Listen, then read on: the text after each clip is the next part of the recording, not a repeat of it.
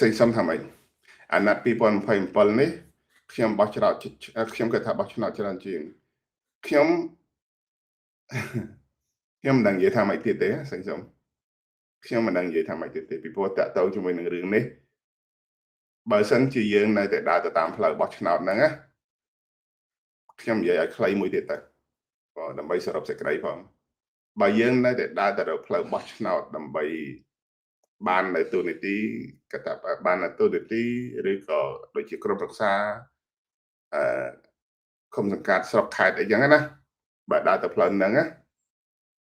អានឹងយើងចប់ហើយអានឹងយើងចប់ហើយណាបងប្អូនខ្ញុំនិយាយថាយើងចប់នៅកន្លែងនេះគឺការតស៊ូរបស់យើងណាលែងមានលទ្ធភាពទៅរើបំរាស់ពីដៃយួនហើយអានឹងខ្ញុំនិយាយចឹងណាបងប្អូនខ្លះថាវាត្រូវតែទៅផ្លូវហ្នឹងហើយពីព្រោះប្រជាពលរដ្ឋយើងពីព្រោះកម្លាំងតស៊ូរបស់យើងបាក់ស្បាតឬក៏អស់លទ្ធភាពអានឹងមតិរបស់បងប្អូនណាប៉ុន្តែឥឡូវខ្ញុំសួរមួយអានោះបងប្អូននៅក្នុងប្រទេសខ្មែរច្រើនដែលកំពុងតែស្ដាប់ខ្ញុំនេះណាខ្ញុំសួរមួយបងប្អូនសួរថាបងប្អូនឆ្លើយបានទេថាអ្នកក្នុងប្រទេស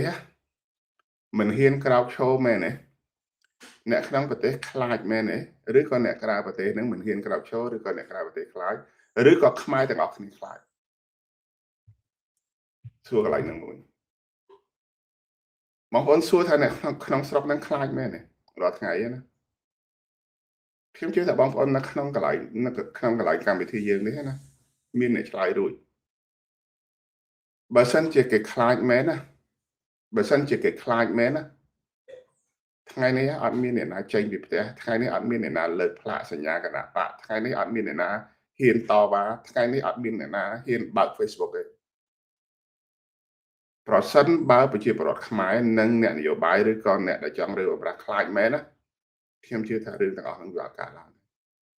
សូម្បីតែផ្លាកគណៈបករបស់បងប្អូនគណៈបកផ្សេងគ្នាខ្ញុំនិយាយគណៈបកទាំងអស់ហ្នឹងណាមិនមែនជារឿងធម្មតាទេជាពិសេសគឺតាក់ទិនជាមួយនឹងរឿងនយោបាយមិនមែនរឿងធម្មតាទេបងរឿងគួរភ័យខ្លាចរឿងគួរព្រួយបារម្ភរឿងតាក់ទិននឹងសុវត្ថិភាពច្រើនណាស់ដោយសារការគម្រាមនឹងគ្រប់រូបភាពក៏ប៉ុន្តែសួរថាគាត់ខ្លាចទេក៏អត់ខ្លាចទេណាប្រជាពលរដ្ឋខ្មែរច្រើនណាស់ដែលគាត់មិនធ្វើសកម្មភាពបច្ចុប្បន្ននេះមិនមែនមានន័យថាគាត់ខ្លាចទេ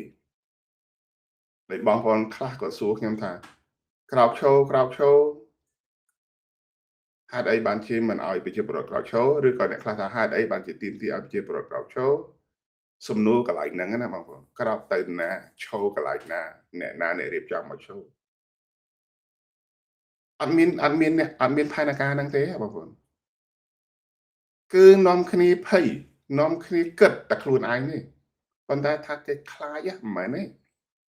គេនៅចាំតែក្រោកទេបងប្អូន